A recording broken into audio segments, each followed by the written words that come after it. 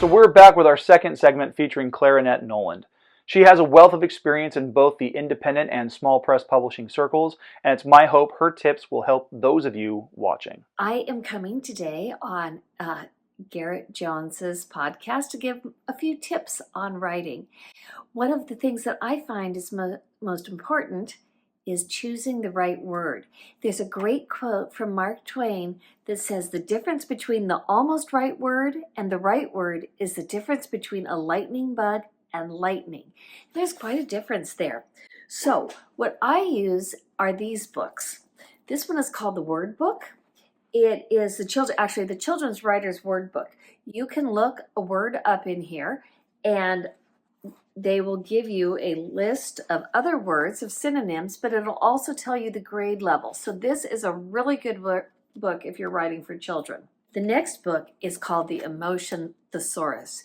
You can look up any emotion from, this is despair, anger, frustration, and it will give you the definition of the word and giving you physical signs and behaviors and mental responses and all sorts of different things to use. So this is a great book if you're struggling with show, don't tell, and you need physical reactions to things to put into your writing.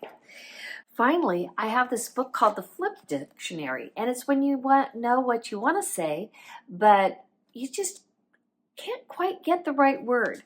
For instance, I just recently sold a book on collective nouns, and this gives a whole different list of groups, such as a pod, a group, a covey, just different words for using groups. So this is a very fun one.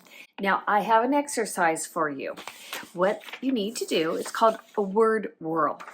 Take some words that are in your book that you're working on and try to find better ones. We tend to use the same words over and over, which makes our writing super boring. So, for instance, I just am in the process of writing a book about sea animals in the ocean. It's a picture book. So I needed different words for swim, different words for search because one of the characters loses something important, and just different types of movement of sea animals like snails, sea snails and crabs and things like that. So I wrote down, for instance, the word swim, and I came up with float, glide, paddle, stroke, plunge, and drift. And those all have different feelings about them, but actually in the story I'm using, I can use them all. So give yourself a chance to play. Find fun words and don't use the same ones over and over. I am on Instagram at Claire Annette Noland Books, and I will do a post sharing these books and where you can find them. And thanks and happy writing. A big thank you to Claire for being this month's Top 10s and Creators Corner guest host. Now, if you'd like to connect with her and check out her work, you can find those links to all her socials, her website, and books down in the video description.